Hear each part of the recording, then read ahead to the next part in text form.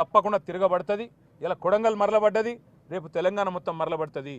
నీకు బాగా ఉన్నది, ఏదో కుట్ర అని చెప్పాలి, ఏందో జరిగిందని చెప్పాలి, జైల్లో పెట్టాలి. మా పట్నం నరేందర్ రెడ్డిని కూడా జైల్లో పెట్టిండు.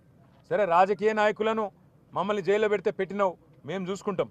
ఎందుకంటే నిన్ను ఏం చేయాలో రేపు మేము అధికారంలోకి వచ్చినాక మాకు కూడా తెలుసు, మేమేం వదిలిపెట్టాం.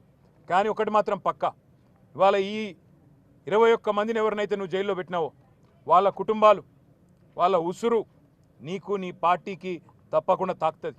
ఏ పేద ప్రజల ఓట్లతోనైతే కొడంగల్లో గెలిచినవో, ఏ పేద ప్రజలకైతే 420 హామీలు ఇచ్చి 6 గ్యారంటీలు 100 రోజులని నమ్మబలికి అఫిడవిట్లలో సంతకం పెట్టి గెలిచినవో, ఇలా వాళ్ళ ఉసురు పోసుకుంటున్నావు చూడు, తప్పకుండా వాళ్ళ ఉసురు నీకు తాకుతుంది. నేను ఒకటే మాట చెప్తా ఉన్నా, ఆ కుటుంబాలన్నిటికీ కూడా మీకు మొత్తంగా బీఆర్ఎస్ అండగా ఉంటుంది. తప్పకుండా 21 కుటుంబాలను మిమ్మల్ని బయటికి తీసుకొచ్చేదాకా బెయిల్ మీద న్యాయ పోరాటం మేమే చేస్తాం. రాఘవేంద్ర యాదవ్ అనే తమ్ముడికి నేను చెప్పిన, తమ్ముడు నా ఉద్యోగం ఏమవుతుంది అన్నా అని అడిగిండు. నీ ఉద్యోగం ఏం కాదు, రేవంత్ రెడ్డి మెడలు వంచైనా సరే నీ ఉద్యోగం అవసరమైతే సుప్రీంకోర్టు దాకా కొట్లాడతాం, నీ ఉద్యోగం పోనీయం తమ్ముడు అని చెప్పిన. అట్లాగే మిగతా తమ్ముళ్ళు కూడా ఎవరైతే భయపడుతున్నారో, ఇవాళ తిరుపతి రెడ్డి దౌర్జన్యాలకు, పోలీసు వాళ్ళ దురాగతాలకు భయపడుతున్నారో వాళ్ళకు కూడా నేను విజ్ఞప్తి చేస్తా ఉన్నా, మిమ్మల్ని ఇంతకంటే పీకేదేం లేదు. ఇప్పటికే కేసులు పెట్టిండ్రు, అటెంప్ట్ మర్డర్ కేసు పెట్టిండ్రు, ఇక జైలు అనేది తెచ్చి పెట్టిండ్రు. ఇంతకంటే మీకేం పీకేదేం లేదు, ఇంకా ఉరి శిక్ష వేసేదైతే లేదు. ఆడ జరిగిన దాన్ని ఏదో దానికి మసిపూసి మారేడికాయ చేసి పెద్దగా చేసే ప్రయత్నం చేసి తన అసమర్థతను, తన చేతగాంతనాన్ని, తన చేవలేనితనాన్ని ఇవాళ రేవంత్ రెడ్డి కప్పిపుచ్చుకునే ప్రయత్నం చేస్తూ ఉన్నాడు. ధైర్యంగా ఉండండి, ప్రజాస్వామ్యబద్ధంగా కొట్లాడదాం.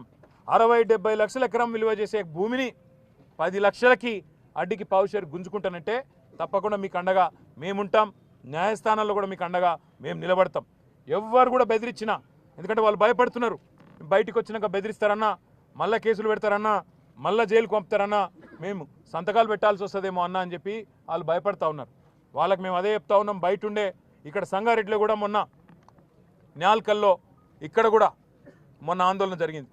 రేవంత్ రెడ్డి అనాలోచిత నిర్ణయాల వల్ల ఫార్మా సిటీ అని కేసీఆర్ పెడితే హైదరాబాద్ దగ్గర 14,000 ఎకరాలు సేకరిస్తే అది వద్దు, రద్దు, అక్కడ రియల్ ఎస్టేట్ దందా చేస్తా, మా అన్నగాన్లకు అక్కడ మా తమ్ముళ్లకు నేను భూముల సమర్పణ చేస్తా, ఫార్మా విలేజ్ల పేరిట ఇక్కడ సంగారెడ్డి జిల్లా న్యాల్కల్లో, అక్కడ కొడంగల్లో